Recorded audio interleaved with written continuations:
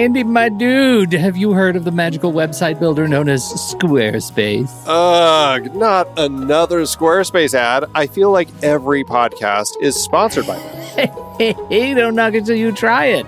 Yes, okay, it is overhyped, but actually it lives up to the hype. Squarespace is like a website fairy godmother. With a click of a button, your site transforms into a beautiful masterpiece. A website fairy godmother? That sounds interesting. What makes it so magical? Well, for starters, those slick templates make anyone look like a professional web designer. Pick one, customize the colors and fonts to match your brand, and voila. Plus, the drag and drop fluid engine is so easy, your grandma could build a site on Squarespace. Well, she did knit me a lovely scarf last Christmas.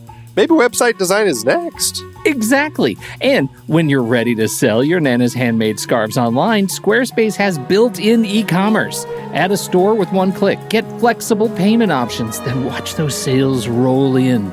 And when she wants to teach others her steezy scarf skills, Squarespace's new courses feature is just the ticket. Nana can set up her curriculum and enrollments and payments in a snap and become the next e-knitting influencer. Oh, wow, you really sold me with the grandma angle. Sign me up for that free trial. Just go to thenextreel.com/Squarespace and transform your site into a beautiful Squarespace masterpiece. Well, thanks, Pete. Even though it's overhyped, Squarespace actually sounds perfect for Nana's site's needs. Appreciate the warning on the ads, though. I'll brace myself next time I listen to a podcast. Anytime. Let me know if you need any help getting that site up and running.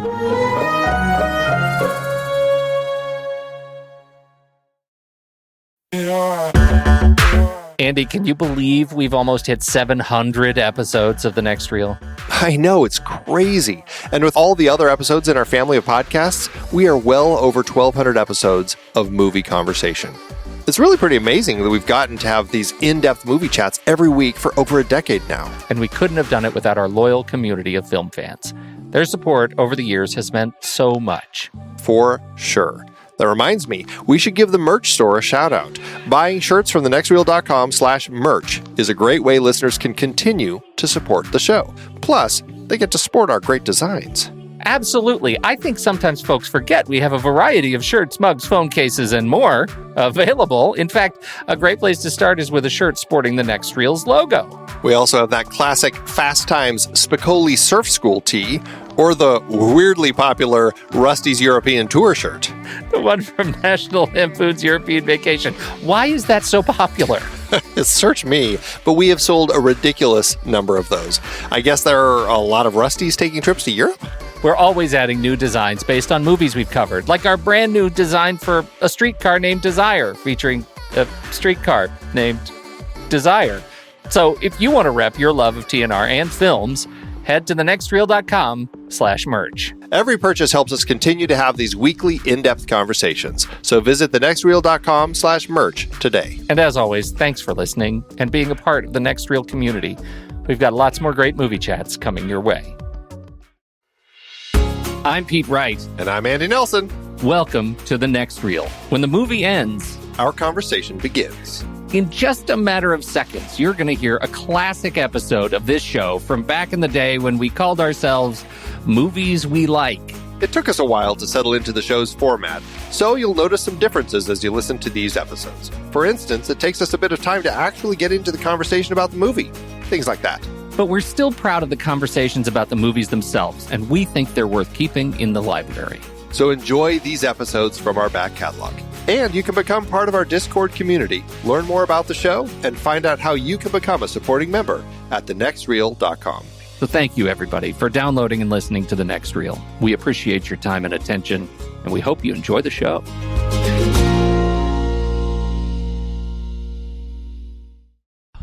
That was so mean. Well, it's true. That was so mean. Really? It's like I speak it every day, but diarrhea? But you have spoken much more eloquent French than what you just spoke.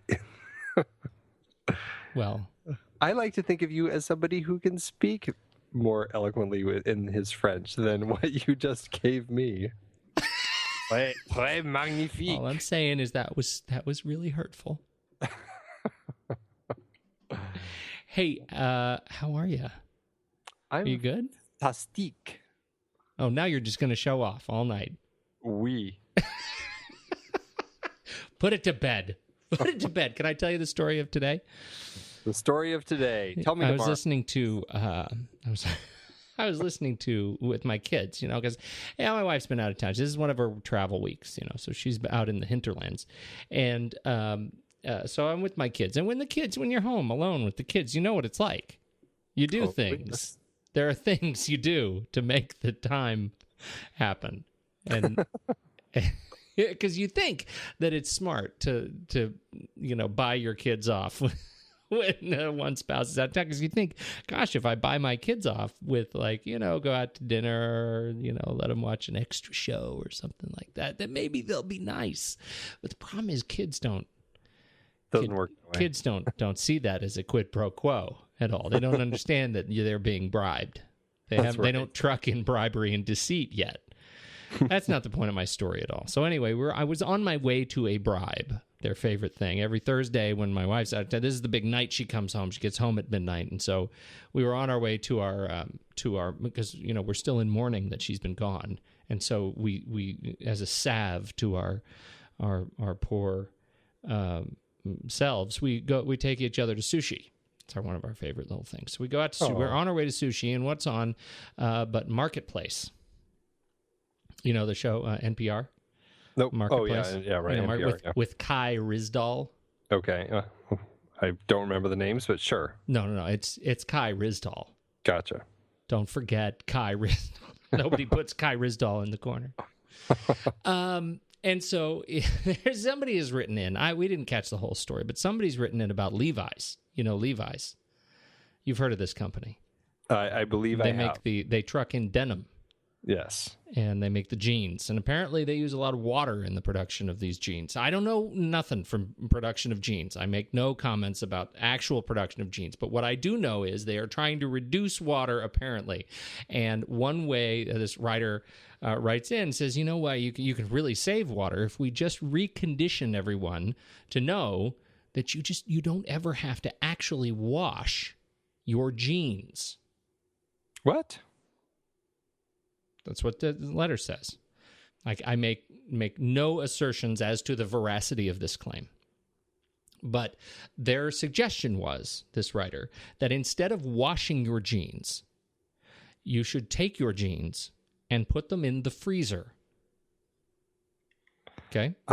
Okay. Are you with me so far? I am. Because what do you do with your when you put things in the freezer? It freezes them. Apparently, according to said writer, it will freeze and then kill the bacteria and apparently the stink.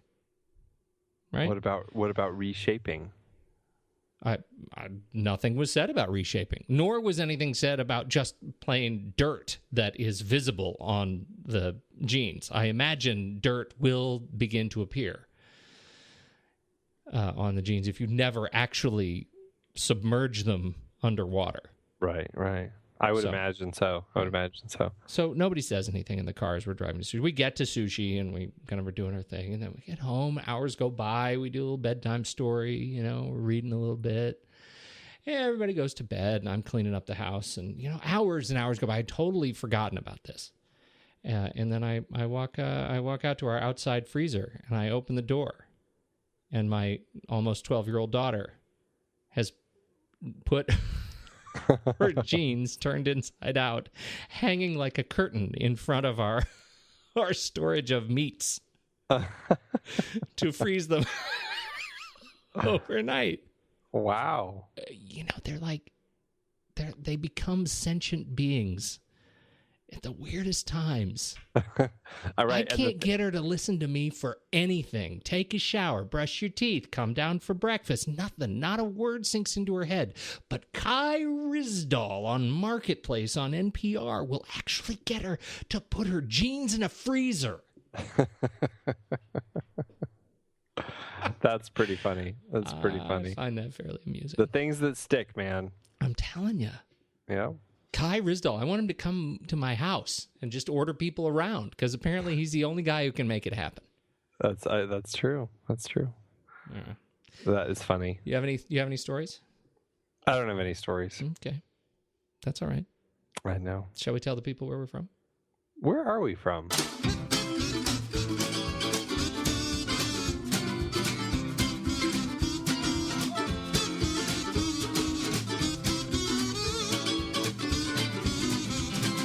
Hey, everybody. Thanks for joining us. It's The Next Reel. I'm Pete Wright, and that there is Andy Nelson. Hey. Hey, this is The Next Reel. This is a show where Andy and I, we come on every week, and we spoil movies and are thrilled and honored to do it for you. You can find us at thenextreel.com. You can read the blog stylings of the goodly, kindly, once and future king, Steve Sarmento. You can catch up with all of our past shows, as well as our monthly special edition, very special episodes, The Film Board. Mm-hmm. How'd you feel about the Film Board this week? We did the big Godzilla, hashtag Godzilla 2014. I think it was fun. It was a good time, good chat. It was a good chat. That Tommy Handsome. Well, you can't take him anywhere. he's a wild one. Take him out in public, he'll fall over stuff faster, and you can say Kai Ryssdal. Kai Ryssdal, that's right. Hey, join us on the social platforms of choice: Facebook, Twitter. You can find us on Twitter. You can find us on. You can even find us on Google Plus. All 7 of you can find us there. We'd love to. I think it's 8 now. It's 8 now. Excellent. Yeah. And most importantly, you can find us with on Instagram with the weekly Outsmarted hashtag Pony Prize, hashtag Guess the Movie Challenge. Stephen Smart versus the people. How do you do this week? That's right. He had a good run this week. I think it was a good run. He made it pretty much almost right to the end. And the film was Rocky. And, somebody, I commented, surprisingly few guesses. And somebody wrote back, surprisingly obscure images. But you got to throw in obscure images, especially in the beginning. Otherwise, people get it right away, as we've learned in the past. We have learned that. Yes, we definitely have the hard way, some would say. And then finally, it was Ben Lott, B-Lot 2319, who managed to figure it out, seeing the picture of Rocky's dog. He guessed correctly, and so he is now entered to win our Pony Prize. Oh, that's good. Yes, indeed. Good. Just under the wire with Ben Lott. Friend of the show. It's one of those movies that a lot of people have seen, and a lot of people love and have seen it a lot of times. So I will, just give kudos to old Smarty Pants Steven for coming up with some really great images that really did not tell you what the movie was at all. Right? That is really good. That is the sign of that. That's just the sign of real expertise. Yes. Either expertise or mad genius. Mad genius. That was very exciting to see. Great images from that film. This is so fun. Absolutely. Hey, I'm glad you brought up old Ben Lott. Yes. Can you tell me why? Why, do you have a reason to? I was trying to throw it back to you. Oh, okay. I got all suspicious all of a sudden. Why, does he owe you money? Hey, I feel like he's done what you and I failed to do. He has christened his weekly review of our reviews the Blot Score. What do you think about that? I think that's fantastic. That made me so happy. So we are, in fact, keeping the Blot Score for 1981 films. Yes. and it looks like, hey, we got a tie. Although he says, and I think this may be a great disservice to the film we did last week, My Dinner with Andre, that he actually had to listen to it like a podcast. Hey, man, whatever it takes. Yes, at least you got the conversation. That's right. That's right. So he calls it a tie. We're at a full draw on the Blot Score for 1981 films. Definitely was not keen on Escape from New York. He was thrilled to be introduced to Das Boot, and now he calls it a draw on My Dinner with Andre. Yeah. A loss, visually uninspiring. I think may go without saying, even by the filmmakers themselves. There's only so many shots you can do. That's right. Two-person conversation. The cinematography just doesn't even show up. Yes, exactly. It's fun. I have to say, I actually look forward to these to the comments that come in from Ben now. It's the thing I look forward to. I try to hurry to post the show so we can give Ben something to write about. That's awesome. And he actually left a comment for us over on iTunes as well. Oh, did he? Along with I didn't even review. see that. Yeah. Oh. Extremely enjoyable movie discussions. Andy and Pete have a great style of banter that just makes me feel at home. They are guys you want to hang out with and chat about movies. Of course, they also have a lot of knowledge to share and some strong opinions. That's probably, I guess that's your fault. That's all you. That's all me. I've now caught up on listening to every episode, and I can attest that they just keep getting better. Oh, that's the nicest thing you could say. I was going to say, probably because we had no idea what we were doing when we started. Adding the Flick Chart rankings is a great addition to each episode. They even have a list posted of which movies they will review so you can watch along with them, which makes the discussion that much more interesting. This is easily my favorite movie podcast. Pick a couple movies you like in their episode list and try it. You won't regret it. Oh, man, that's a slam dunk. That is. Isn't that nice? Well, thank you, Ben Lott. Absolutely. For listening, as always. And yes, you can actually jump over to the Next Reel watch list. There's a button, the letterboxed TNR watch list, right on the sidebar of the site, and you can jump right over there and see what we are going to talk about. Right now, we have just the remaining films that we'll be talking about in 2014. Most of them. Most of them. There are some that we are not, that are not posted. Our guilty pleasures. Guilty pleasures, which we are surprising each other shortly. Mm-hmm. That'll be right after this series, actually, right after 1981. Yeah, we got a couple more movies in 1981, and then we're going to do our guilty pleasures. And then we also have just started a list on a request. I think this actually may have been Ben's request. I think it was. It's been all over us this week. It was an active week, I know. Which was we had sorely forgotten that we hadn't been posting, because the way we do the film board posts, we've forgotten that we actually don't post those until we don't come up with the movies we're going to talk about until the week we're recording the prior show. So as soon as we're finished recording each film board episode, we decide as a team, what are we going to talk about next month? Well, Letterboxd is all messed up. You can't reorder your watch list. So we created a separate list, right? Absolutely right. We created it instead of the watch list. If you just go to lists, you can see our list of what is it? I called it the film board watch list. Pretty easy name. You and a team of monkeys came up with that. It took a long time to come up with it in the writer's room. And so now you can see it's not a very long list, because these things change because they come about kind of every month. It's a list of one. That is the list of one of films that are not in the regular watch list. And so right. I think I don't know, when do we usually get the 2015 list up? We usually do that right around kind of November. Right? Yeah, it's toward the end of the year. We have a few in there for 2015.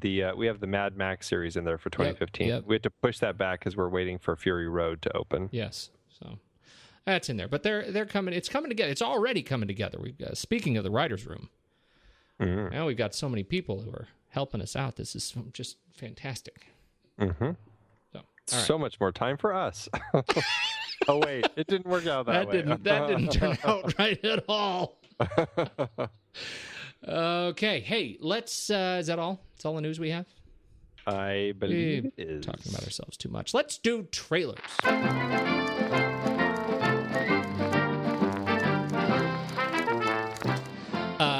Okay, I'm going to go first, and it's because I'm giddy with excitement. I am giddy with excitement too. Are you excited that I found this trailer? Even that you hadn't even heard of it? I had never even heard of this, and it just, the trailer blows my mind. Blows your mind. Wow is right. This is a film called The Congress by director Ari Folman. The novel was based on a Stanislaw Lem novel. Ari Folman did the adaptation starring Robin Wright, Harvey Keitel, John Hamm, and Paul Giamatti, and other talented people, but mostly Robin Wright. And so here's the thing. Apparently, in this universe, Robin Wright is aging out-of-work actress, and she accepts one last job. In this job, it's funny that it's actually Miramax that wants to scan her and program this scan of her with her complete identity so that the studio would own Robin Wright, so that the real woman could never do another film, but they would essentially buy out her career so that she could go retire someplace and they could make Robin Wright do whatever they wanted in whatever film context, whatever they wanted. And the Congress itself ends up exploring all of the wonderful ways that they use her identity in film, whether it goes from seeing her in real films to beautiful sequences of animated Robin Wright in different contexts and constructs, and it looks wonderful. Yeah, it really does. It looks gorgeous. It's making me a little bit crazy, so I'm looking at it. It apparently opens July 3rd in France. It opened July 3rd in France, so it's already gotten some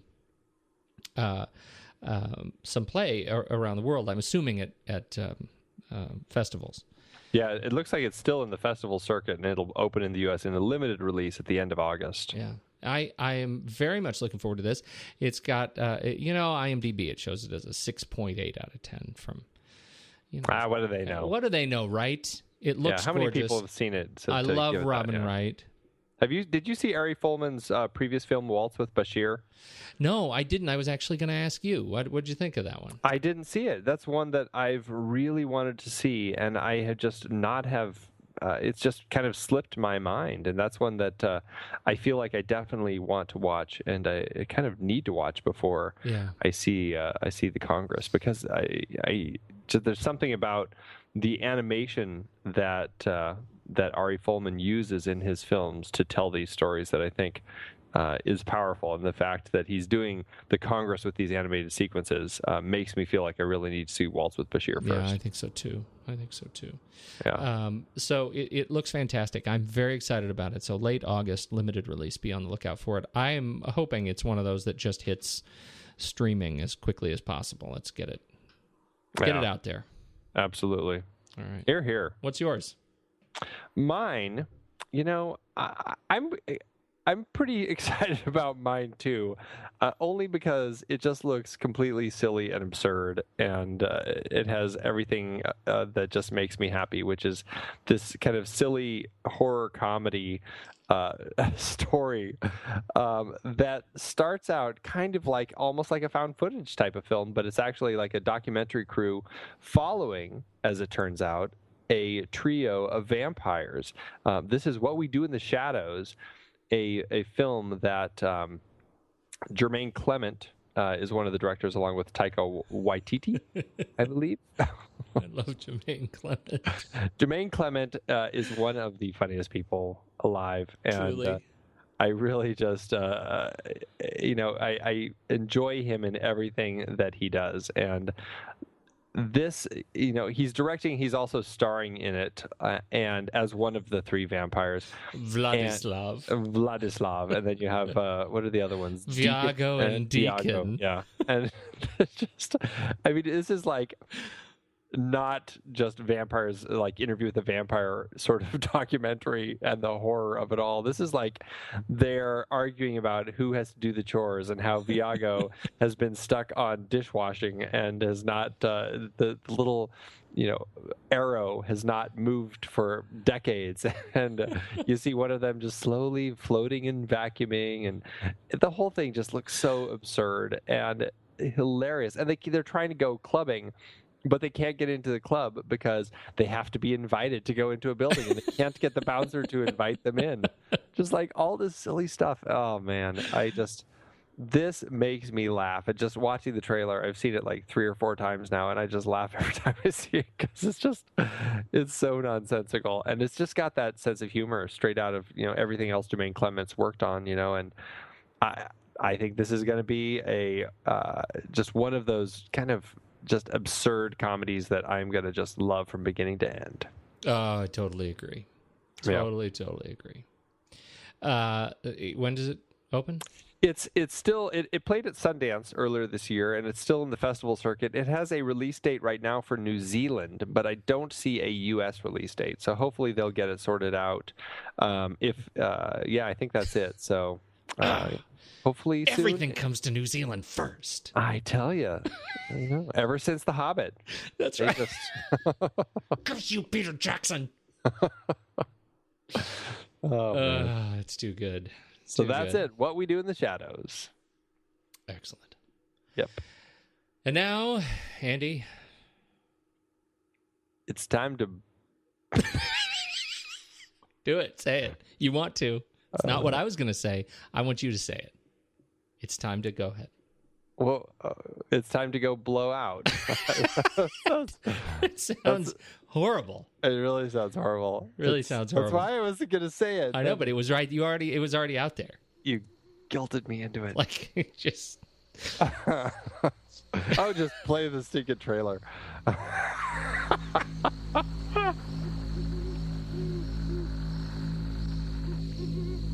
It began with a sound that no one was ever supposed to hear. He's the one who saw it? Yes, he says he pulled the girl out of the car. I would like you to forget about her. Yeah, that's what I heard just before the tire blew out. You're right, it was a shot. He recorded a murder they say never happened.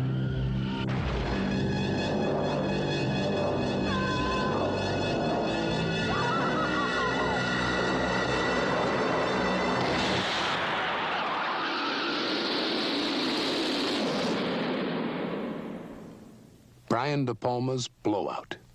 Now you hear it. Now you don't. Hey, let me tell you about Blowout. Tell me. This is again. We're stuck in 1981. It's like a horror movie where our car broke down and we in 1981 and we just can't get out. We're stuck in 1981. This was it's a Brian De Palma film, written and directed by Brian De Palma. Brian De Palma stars John Travolta, Nancy Allen, John Lithgow, Dennis Franz, and and others, but mostly those four people. Mm-hmm. And I hadn't seen this in a long time. I didn't see it in the theater when it came out. I was a little too young for that. But I saw it probably some 15 years later, and I remember really liking it, but I couldn't remember why. And now I do. And now you remember why. I remember why. Which I'm sure we'll talk about shortly. Good. How did it hold up for you? I've seen it more recently, but it had still been a while. And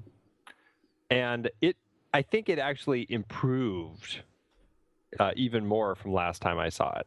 Last time I saw it, I remember coming out of it going, wow, I liked that, but man, what a downer. Now I came out going, wow, I loved it. It was a total downer, but that's one of the many things I loved about it.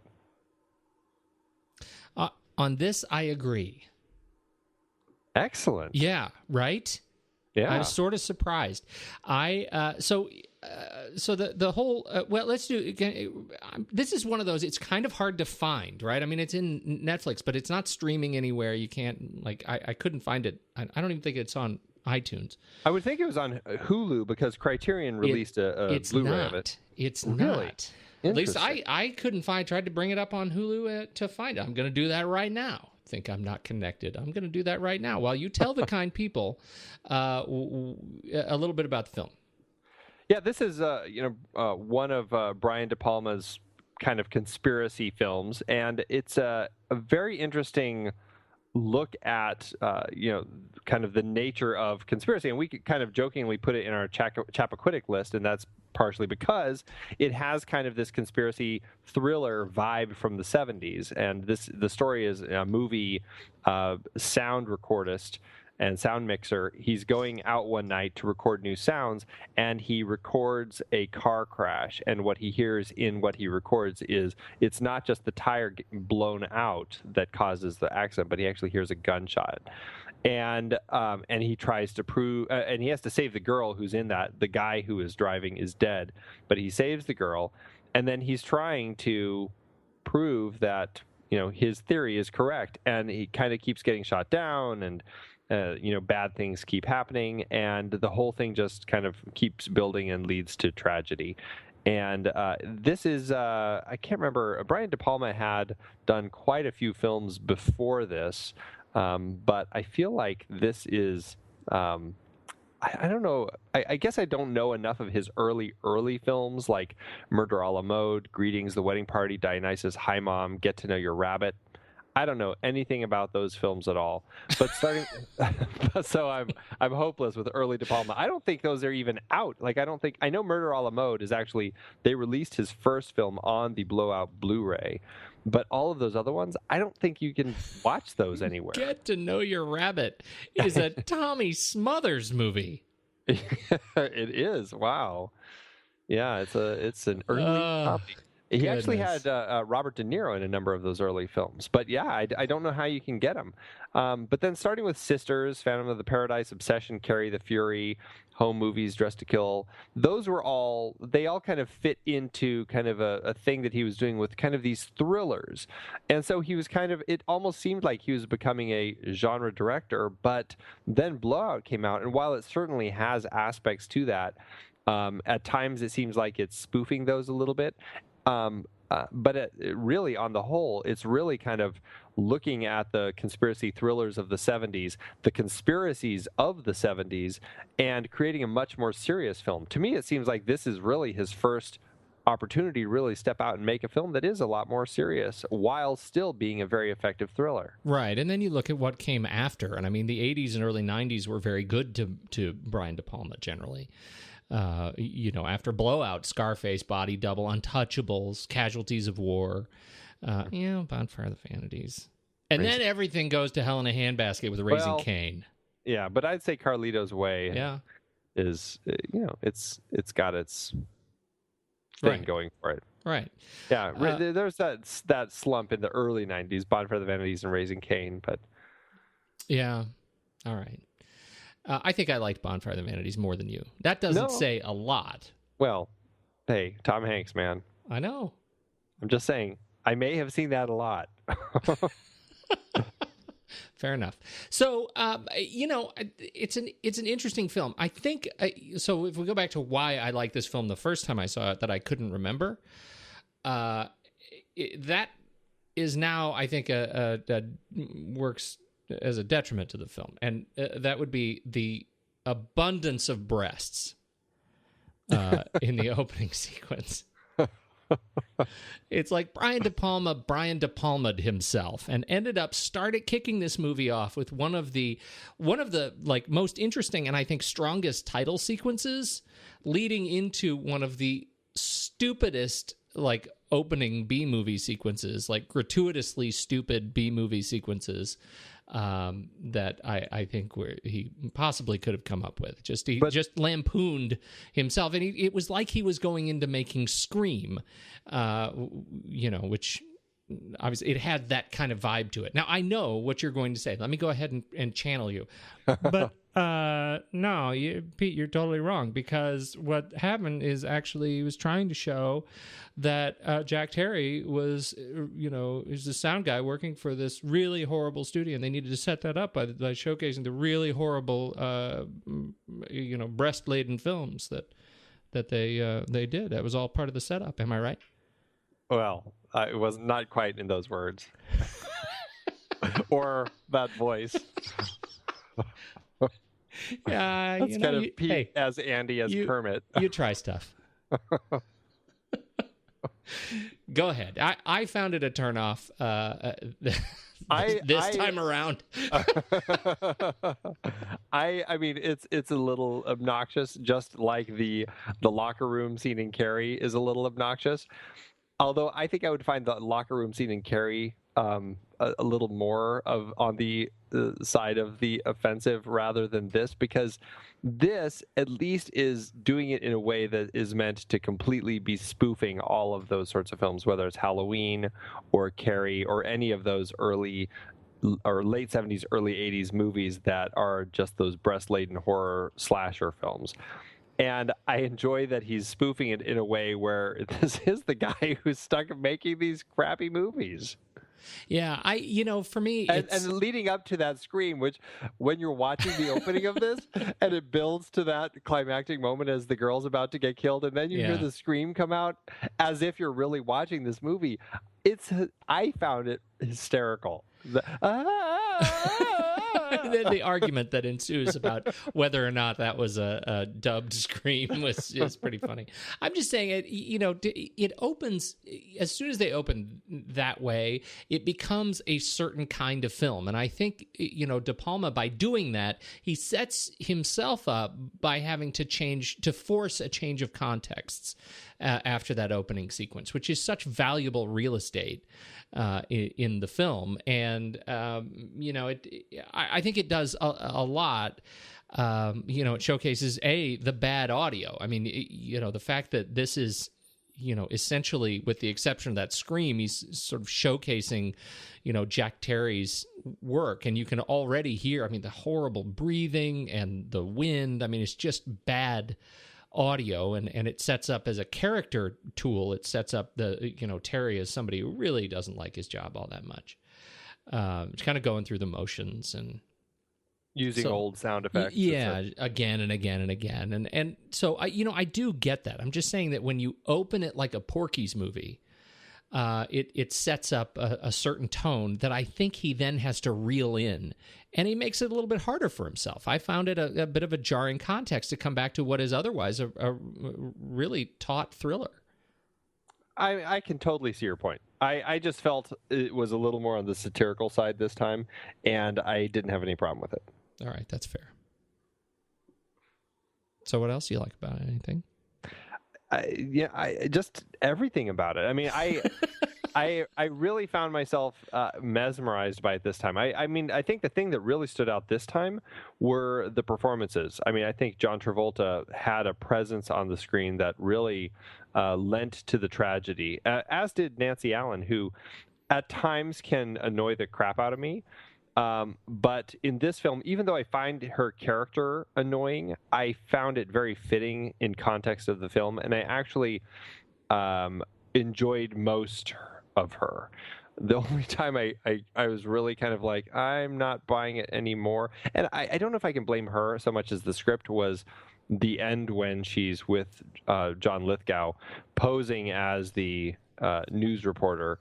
And she's just willingly going along with him, la-di-doo-dah, going all over Philadelphia and just chatting it up with him like nonstop, like a chipmunk, Up until that point, I thought she was great. So let me see what I wrote. In my notes, I feel like I need to actually read what I wrote. Nancy Allen, an actress I quite like in other films, is horrible here. I give her the dubious honor of being Brian De Palma too. Whatever he had her do to affect her voice in such a horrible way is positively chronic. How in the hell did she land these other movies, even RoboCop, after doing this film? That's funny. I will admit that the voice is annoying. But that was a character choice, and I enjoyed this. At this time around, I enjoyed the character. I found something about that kind of whiny, high-pitched voice that it worked more just because of the nature of who she was. She was kind of this perpetual ditz who, claimed to be working at the makeup counter, although it seems like what her job is kind of blackmailing people with along with Manny Karp to get money out of them. Although, actually, I don't even know if she's smart enough to realize that that's what Manny is doing. She seems a little more on the inept side and needing Manny to kind of help her out with figuring this stuff out, just making money.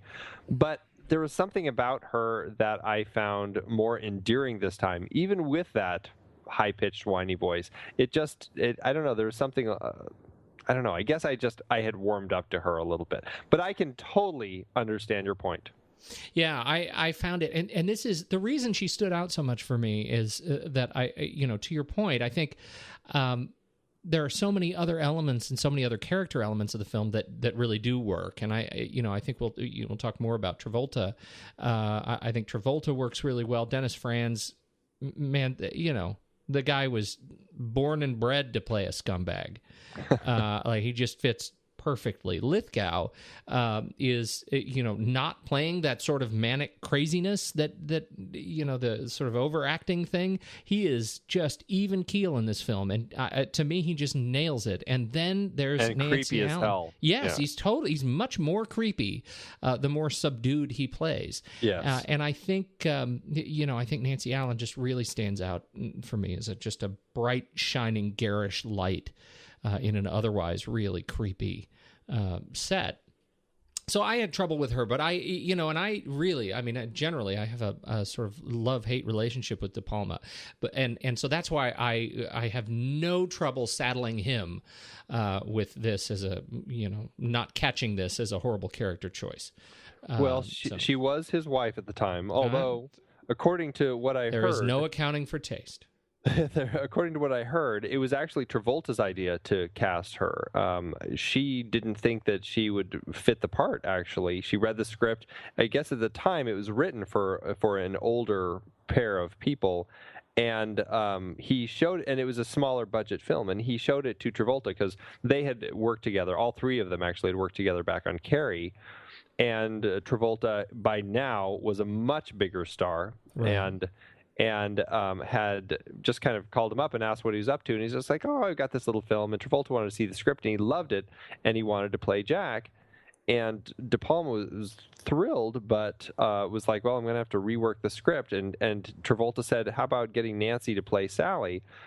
And I think both De Palma and Nancy were surprised by that because neither of them seemed to think that she would fit the part.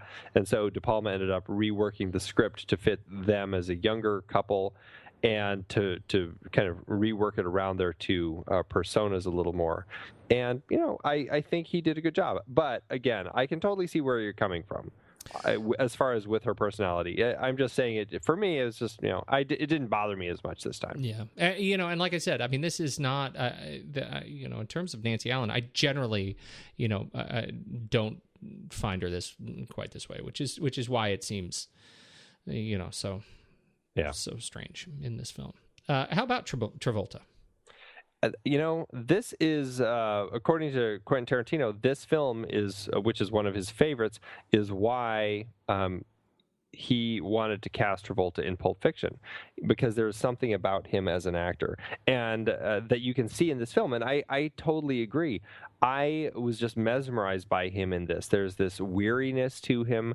There's this drive that he has to figure out this mystery of this gunshot that he hears, and as the story builds to this just tragic ending, I just feel so with him from the moment he is over Sally as she's just been killed by Burke, to that haunting shot afterward, which really it just rattled me. The next scene is him sitting in it's now months later because it's snowing outside. It's actually like at least 6 months later, and he's sitting outside in the snow, and he's still listening to that recording of her getting killed, and that just really rattled me. And watching that, and then cutting to the very last scene when you see him using her death scream as the quote perfect scream in the film. I mean, that just is, to me, this is one of the most tragic endings you could find, and it's just a bitter ending. And the way that he plays those last moments in this film, I mean, I don't know if I've seen him play better. that for me, the reason his performance stands out in this film is because he plays it with no affectation. Yeah. And he comes off of his biggest films, and leading up to this film, frankly, right, with Saturday Night Fever and Grease and 2 years, or I think maybe actually more than that, 3 or 4 years as Vinnie Barbarino on Welcome Back, Kotter. I mean, this is how we knew him as an actor who is exceptional at playing affectation, right? And this just sort of caricature. And in Blowout, you get a straight, kind of subdued character piece. And I think by playing it that way, he really allows that drive, that sort of obsession, to shine through. And I'm with you. I feel like it is easily his, one of his strongest and most compelling performances. And I think he's, in this film, he's why you watch it. I mean, it's a like I said, it's a great thriller, but it's a mystery. But it hinges on his performance. I think he's just great for it. Yeah, he really is. Yeah. So, Dennis Franz, Yeah, De Palma loves using people that he's used in the past. Travolta and Nancy Allen were in Carrie. John Lithgow he was in Obsession, Raising Cain, which we don't want to talk about. Dennis Franz was in Body Double. He likes to use a lot of the same people. Even his crew, he really kind of sticks with people that he knows and trusts. And Dennis Franz is one of those people. And Dennis Franz, like you said earlier, he's a guy who's really born to play kind of a creep. Even though he was a great cop for how many years on NYPD Blue. Right.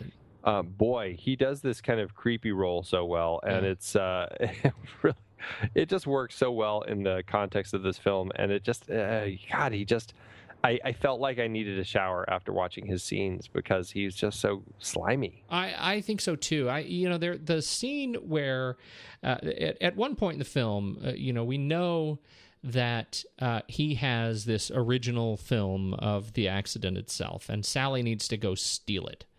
And so she goes over and confronts him, and he starts making moves on her that I weirdly, as little as he's in the film, really, I found that one of the most intense sequences. Yeah. He is this big, sweaty guy, and she is this diminutive little thing, and I think they play that really horribly. And when she clocks him on the head with that bottle, you want to stand up and cheer. Yeah, and then you just want to, cross your fingers that he doesn't wake up while she's trying to get out. Right. So, and finally, of course, the great John Lithgow. Yeah, and like we said, I mean, he's already been in these movies with De Palma, but there is something really creepy about him, and just the mentality that he has in this film about deciding that the way to kind of create this whole cover-up that he's building with these political people is to create a fictional serial killer so that he can kill Nancy and no one will be any the wiser as to that's why she died. Right. That is the most just freaky thing that someone could come up with. And then you watch him as he goes around doing this, and you see him kill 2 other people prior to Sally, and it's just, there's something really disturbing about that. He's really good. He really sets himself up. I mean, to play it as straight as he did, he's played a lot of creepy characters in his life, but he really, it's sort of fun to watch him go from from this to The World According to Garp was his next movie. The World According, I was going to say, like, to connect this to Dexter. Oh yeah, right. Right. I mean, his character for Arthur Mitchell and in Dexter when he was in a season, and again, it's just that straight, horrible human being that he just crushes every time he plays it. Yeah. And then you look at something like, I've just blanked on it, but like, 30 Rock from thank you. 30 Rock or 30 Rock from the Sun. I was gonna throw out Harry and the Hendersons Yeah. too. I mean, he goes from being completely haunting and terrifying to somebody who's just like in these absurdist comedies. Or Dirty Rotten Scoundrels on Broadway. Yeah, I mean, he really is all over the map as far as what he can do, and he sells it every time, even in animation with Shrek. And I mean, he really is just a guy that is very talented, and he's got that great big bushy beard right now. Yes, he does. Yeah, handsome man. All right, so let's just talk. Briefly about Vilmos. Vilmos, can we do that? Sigmund, yes. Vilmos, yeah. Sigmund, Vilmos. Vilmos. Yeah, go ahead. I think he is really a perfect pairing for Brian De Palma. I found myself really interested and intrigued by some of the cinematographic choices that he made in this film. Mostly it's pretty straight. There are a lot of mysterious angles, a lot of low angles looking up, especially when we're in Jack Terry's studio. There are a lot of these wonderful angles where he's looking up through these hanging reels of tape, and it gives us a wonderful sort of texture to every frame. But then we get the sequence when Terry discovers that somebody has been in his studio and has magnetically erased every tape in there, right? Yeah. Mm-hmm. And the camera starts spinning.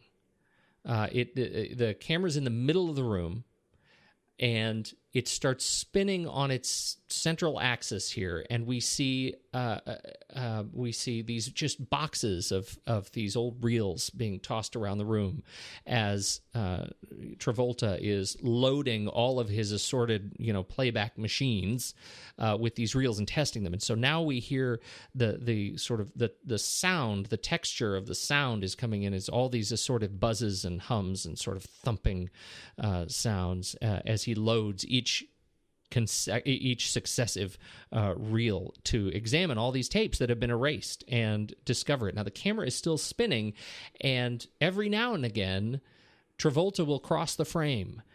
But it's almost sort of an accidental catch, right? As the camera continues to spin. It's like, wow, we're just lucky if we happen to see what Travolta's doing. All we see really are the results of what he's done, which is load another thing. And so the first time around, that tape machine wasn't rolling. That reel wasn't loaded. And the next time around it is, and another box is flying across the screen. I found myself just like on the edge of my seat, absolutely enraptured by the visual composition of this sequence. I really loved it, and I think it really stands out to me in the film that is otherwise pretty straight. I think there's some of that in the last sequence at the parade. Yeah. But yeah, I think for the most part it is pretty straight.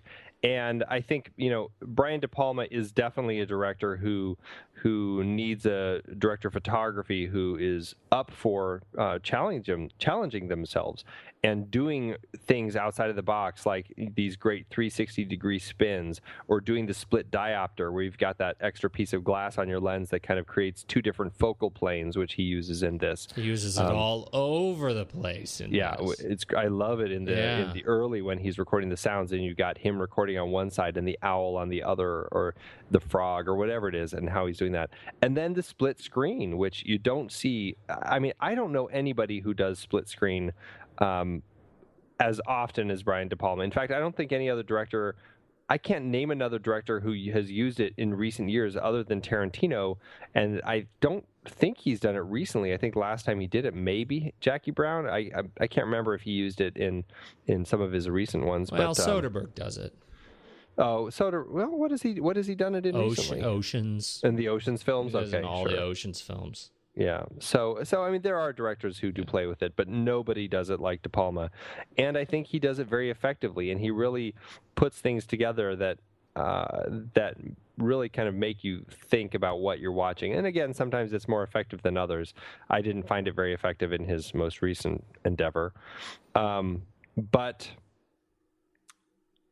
getting Vilmos to come on and do these sorts of shots where it's just like this mad dance almost in the room as you know as Jack is unwinding mentally, realizing that all his tapes are erased. It's a really brilliant way to play that scene. And then also it makes it very complex for the director of photography, because he can't just, it's not lighting just one shot. He's lighting the entire 360 of what we're going to be seeing. It makes it more challenging to film, because obviously any crew that has to be on set has to be moving behind the camera as it's spinning. Everyone else has to be gone. And then you have to light everything. You can't have any shadows anywhere of the crew. It just makes it very complex. And I think Vilmos really knows how to do it well. And then you look at the rest of the film and just the production design of the red, white, and blue all through the film. That's used in a really interesting way, where it doesn't really feel patriotic. I mean, you see it at the parade, which has its own patriotic feel, but it becomes this really kind of like this dirty nightlife red, white, and blue, kind of almost these neon flashes that it almost brings it more of a noir feel than anything patriotic. And the way that Vilmos played with the light throughout the film, and just the tones of those colors, I mean, it's haunting. I mean, I think you're right. This is a film where he really had an opportunity to stretch his legs, even if some of it feels a little more straightforward. I think from beginning to end, it's actually very much an incredible opportunity for a DP to have had a chance to work on a film like this. Absolutely. It's a lot of fun to watch, and a lot of fun to watch just the construction of it. And I think it goes back to one of the, I think one of the real allures of the film, or celebrates kind of the foundations of the film. That this really is a love letter to the production of movies. Yeah. Right.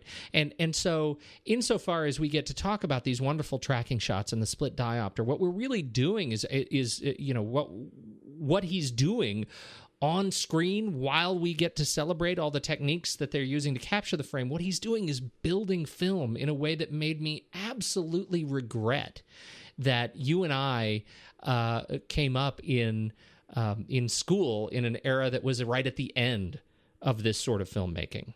Yeah.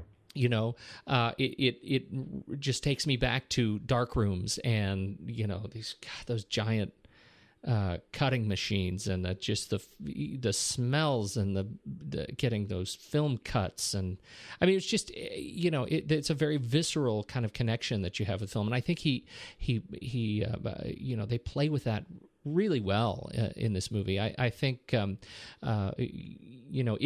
a film about sound, and I think we should talk a little bit about that the nature of sound. It's not only what the sort of linchpin of the story, but it again is so much of the texture of the narrative itself. Yeah, it really is, and it's done. Just the sound design is done very masterfully, paired with the cinematography.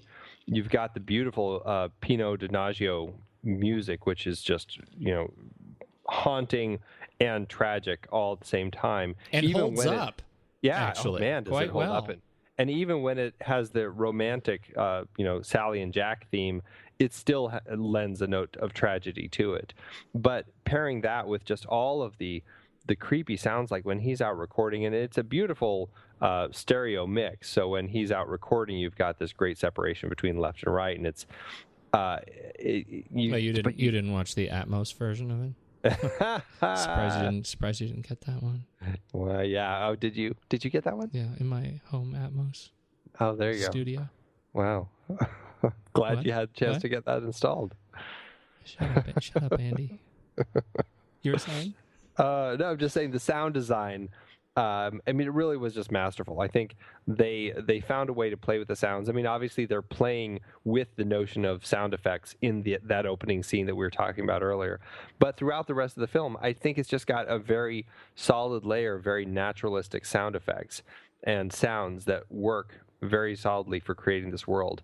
But some of the sound effects themselves, like even if they don't sound completely natural, there's something about them that sounds a little more haunting. Like the way the frog croaks in the beginning, it kind of disturbs me because it doesn't sound like what I think a frog should sound like, but it makes it that much more creepy. And then you hear that mystery sound of that. It sounds like a fishing line getting cast, that bzzz, snap. Yeah. Bzzz, snap. And it just pulls back to some trees as he records it, and you don't know what he's filming. And just the way that he uses sounds, just like he uses the visuals to create the mystery that you don't know what's going on, and it just is more little riddles that he's throwing in throughout. And it's like to the end when Sally is up on the top of the building and she finally has a chance to get away and reaches over and screams with the American flag behind her, and you've got that great tragic death scream as you're looking at the American flag, and you just pull back and you see everybody at the parade enjoying the parade, not even hearing the scream, even though we and Jack can clearly hear it. But everybody is just part of the parade and living the high life that night. You've got the Liberty Bell ringing and everything. So, people just miss it. But the way that all that sound comes together, I think it's a masterful sound mix. Well, I do too. And 2 points on that. The first is that, we can't kind of escape this without talking about the intensity that is built up just in that sequence. The fact that she is wired and that he can hear the conversation between Lithgow and Sally as he's taking her up to kill her, but he can't see her. But Terry can't see her, the two of them. Right. He can only hear the struggle until the very last moment when he finally sees her up on the ledge. That is an extremely intense sequence, and I think that just is expertly done. The second on this, just the overall theme of sound, this is a film that really makes good on its early promises of setting us up with a character who is an expert in sound recording, of showing him at his work out, filming, of sort of, showing him as a little peeping Tom, kind of an audio peeping Tom, pointing his shotgun mic at a couple that is clearly doesn't want to be seen. So there are a lot of these wonderful themes of sound, and then the film actually makes good on it by leveraging sound in a way that makes the drama that much more palpable. So yeah, there are films that don't, that set you up Right. with that promise, and then they fail on actually delivery. I think this one does it quite well. Yeah, it's horribly painful when it's the sound guy who has no way to save her, but he has to hear it. Yes. And there's this wicked irony to that I think De Palma really latched onto that and just gave it his all and really just hit it out of the park. He really did. You already mentioned the closing sequence. I think it's heartbreaking, and apparently one of the reasons the film did not do very well at the box office that it ends. It's quite a downer. That he ends up using her actual death scream that he recorded as she was being stabbed or as she was being strangled, and used it in this ridiculous breast-laden B-movie over the woman being stabbed in the shower. It's just haunting, and as a result, word of mouth caused the film to suffer. Yeah, it definitely. I mean, critically, it was praised pretty highly, but it just kind of sputtered at the box office. And they've said, if it was a happy ending, it would have done a lot better. But this is not the ending that they wanted to do. In fact, De Palma was kind of riding high at this particular moment because his previous several films had done really well, and his producer. Conveniently, while he was making this, ended up becoming the head of the studio.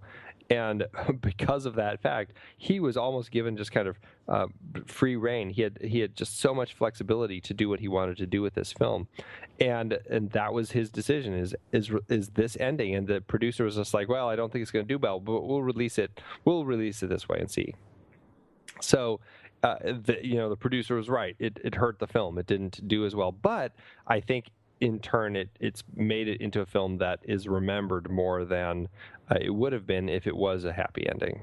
Yeah. Hey, it got a Criterion play. Yeah, there you go. It is an important film in many ways. Yeah, it's quite strong. I think the other thing, just as a side note for me, the B story was really quite well fused with the plan. There's this whole sort of secondary story of kind of exploring Travolta's guilt about how he was hired to work for the police and do this sound gig and it didn't play out very well. And so that was a motivating factor for him to actually solve this crime. Yeah, as an individual, and that was, for me, that really worked. That background really worked for me, and I think it's at first it seemed a little bit superfluous, but by the end of the film, particularly seeing how it doesn't work out for him here either, right? It made it that much more resonant. Yeah, really does.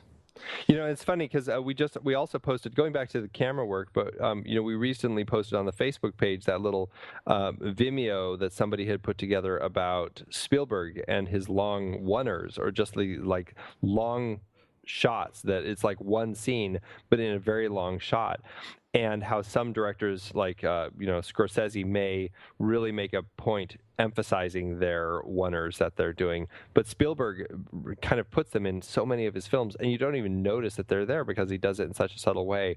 This is a film where I think there's also some great longer shots that help tell the story that work really well, and I mean I didn't time any of them. I don't know if they're of great length, but I feel that it's just a sign that De Palma is a director who's not just doing the same old thing.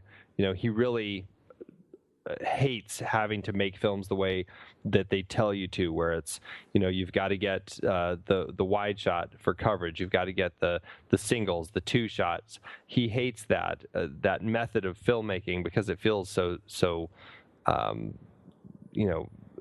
staid and it's bland, and he really tries to create things differently. And as a director, he's always trying to change things up, and I really appreciate that with him. Even if he makes some misses, I think for the most part I find him always an intriguing filmmaker. He doesn't condescend. No, right? He doesn't spoon feed anything to you. Particularly in this film, I'll speak specifically about this film. There's nothing in this film that doesn't make you work a little bit to sort of keep up. And in that respect, it actually takes me back to Clute or the Parallax View. The Paranoia trilogy we did. That there is this sense of you're jumping into the story in motion, and you just have to hold on. It's going to involve politics. It's going to involve guilt and suspense, and it's going to involve kind of the darker side of these people, both our hero and and the criminals around him. In that respect, it really this is another one of those films that I think demonstrates the bridge from the 70s to the 80s. It offers that sort of grit, the darkness, the sad ending, and yet it offers Nancy Allen and John Travolta, and sort of bridging us into the 80s. Yeah, and another bridge which we haven't mentioned yet, but it's just the fact that it has a similar story to Antonioni's Blow Up.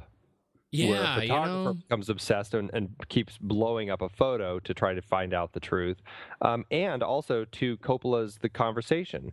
And I mean, I don't think he's directly stealing either of their stories or just aping them, but I do feel like there are hints of those films throughout this that give a good sense of a filmmaker who knows the history of the films that have come before him and has found some interesting elements of these other stories that he wants to imbue into his own story. And, just like we were saying with these other 70s films that he kind of has tapped into in this whole vibe of that 70s conspiracy thriller, I think he's also tapping into those two films in particular. Yeah, I agree. I actually haven't seen both of them. I haven't seen Blow Up. Yeah, I haven't either. But reading about it as I was sort of gearing up for this conversation, it's on my list. Yes. All right. What else you got? You ready to talk money? I got two more things. Okay. This is a film that has some great Steadicam work as well in the camera field. I really enjoy the Steadicam work at the beginning in the horror film, as well as the rest of the great Steadicam work throughout. The funny story about the Steadicam work in the opening is the inventor of the Steadicam, actually, what is his name? It is Garrett Brown.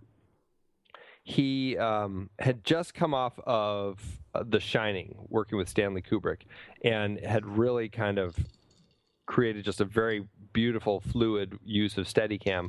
He had to come off of that film and come onto this film where De Palma said, okay, now I need you to do this great POV Steadicam work, which I guess up to this point hadn't been done quite so much as the POV style. This was really kind of setting the tone of the Steadicam POV. Mm-hmm. But De Palma said, but it has to look crappy because this is crappy filmmaking.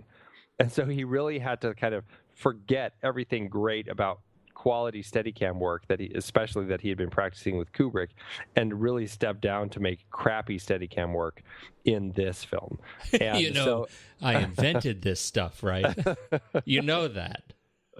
So it's just kind of funny that the inventor and the guy who did great, amazing Steadicam work with Kubrick in The Shining now had to step down and make really obvious and just crappy Steadicam work for the beginning of this film. So that's that funny note. And then the last thing I wanted to say, this is one of those just horrible stories that I don't even know if I've heard this happen on any other film. Maybe Waterworld, except I don't think it was this particular situation. But they were in Philadelphia. They were nearing the end of production. No, actually, they were in the audio mix. They were done shooting the film, and they were doing the audio mix.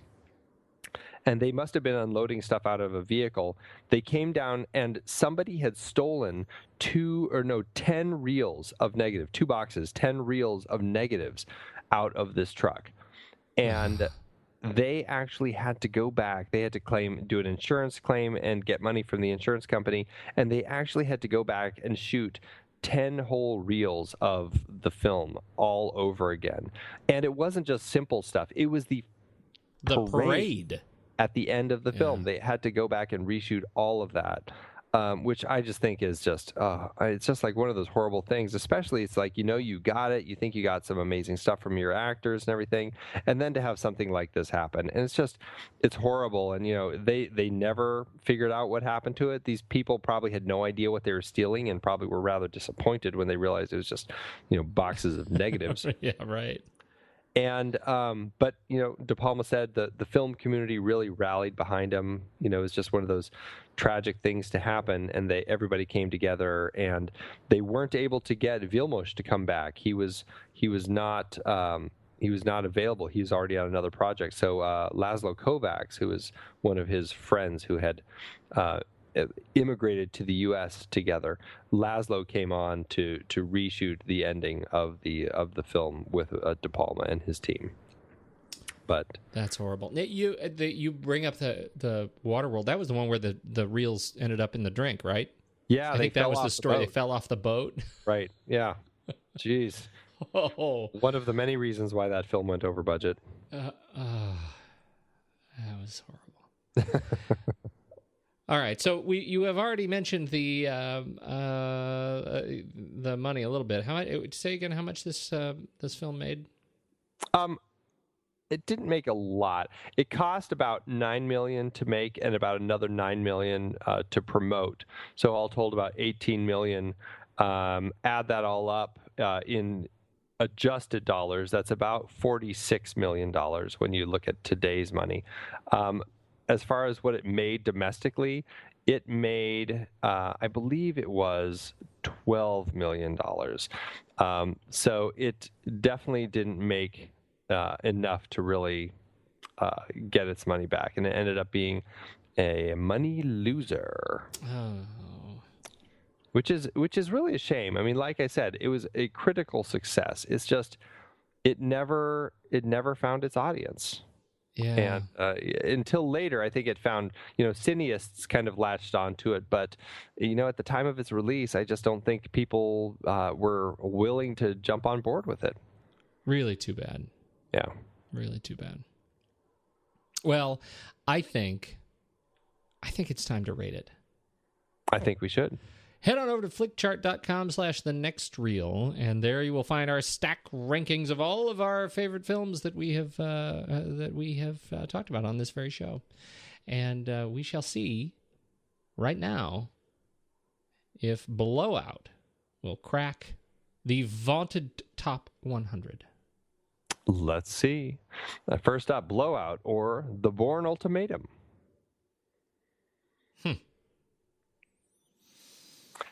That's a tricky one. I actually think I like Blowout better. I think I may watch The Bourne Ultimatum more, but Blowout, I think just there's more meat to it. So I think I'd actually give the leg up to Blowout on this one. Bourne Ultimatum. Was that the one I liked? That's the third one. That's the third one where he comes home. That's right. Yeah, I'll give it to Blowout. All right.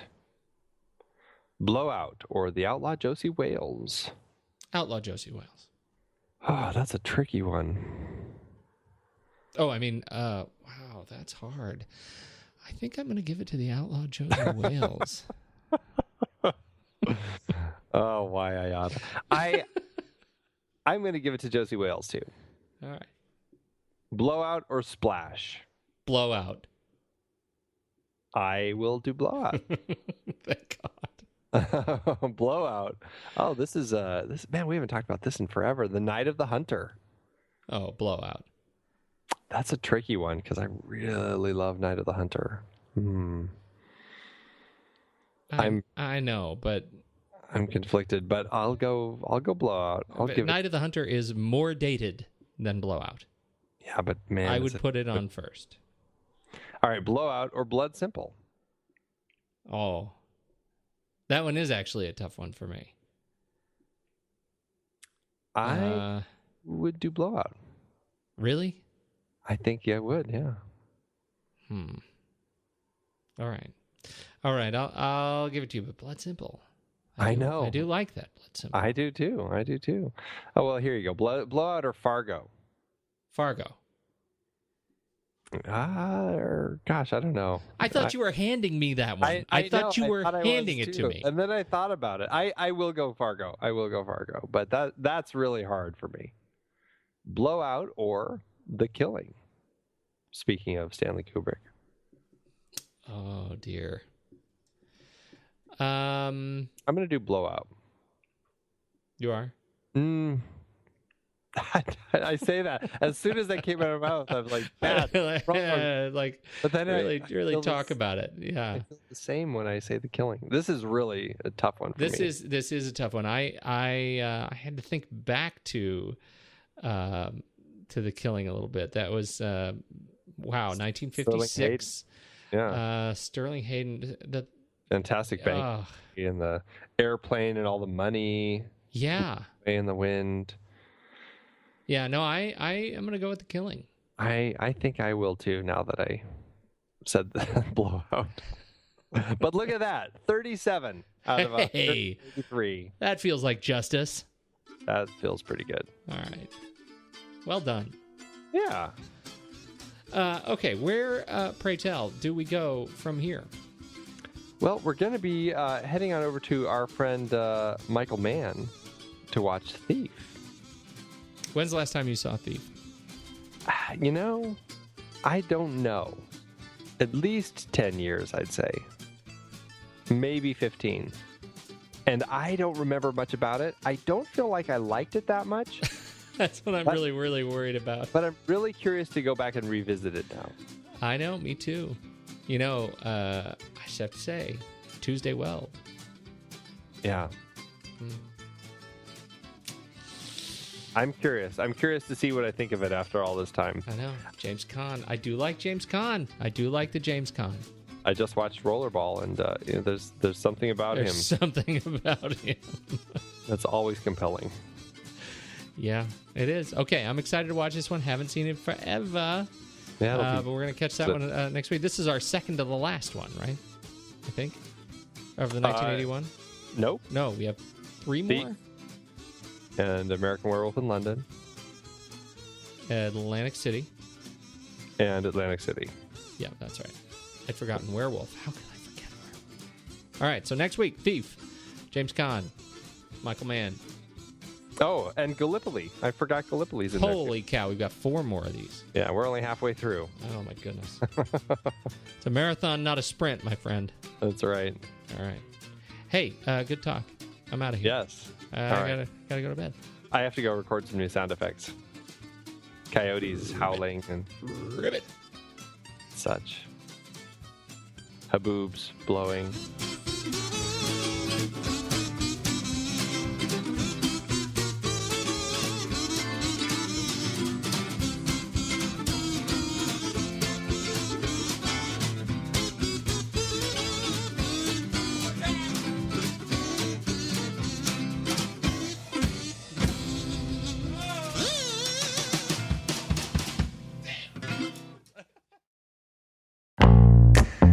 It is hard to believe that we have been having in-depth weekly conversations about movies since 2011. So many great conversations over the years about so many great movies. And some stinkers. Well, true. But you know, producing this show week after week requires a ton of work behind the scenes. If you'd like to help support our efforts, one easy way is by using our Originals page when shopping for books and movies that we've covered. Just visit thenextreel.com/originals. Your purchases made through our links give us a small commission at no extra cost to you and allow us to keep having these great discussions. In Season 3, we covered even more great adaptations like The Night of the Hunter and It Happened One Night, both part of our Couples on the Run series. We talked about No Country for Old Men. The Coen brothers so rarely adapt someone else's work. We had some fun rom-com adaptations like About a Boy, based on the Nick Hornby novel, and Nick and Nora's Infinite Playlist, adapted from Rachel Cohn and David Levithan's book. In our terribly and naively named foreign language series, we discussed The Brilliant City of God and The Diving Bell and the Butterfly, which I won't ever be able to watch again, ever. But could you read the original memoir? I don't know, maybe? We had our Richard Dysart series with adaptations like The Day of the Locust and Being There. Plus, we had that fantastic interview with the man himself. The one where we had him sit on the floor. Because this chair was so squeaky. Good times. We did our first Tom Hanks series with Forrest Gump, adapted from Winston Groom's novel, plus Apollo 13, based on Lost Moon by Jim Lovell. And we did another year series looking at films from 1981, including Das Boot, Gallipoli, and Thief, all based on books. Listeners can dive deeper into all of these original stories and more at thenextreel.com/originals. Every book, play, movie, video game. You bet. We have talked about some video game adaptations as well. It doesn't matter the source, just follow the link. Every purchase supports the podcast. Check out the full list at thenextreel.com/originals and get reading, watching, performing, or playing today.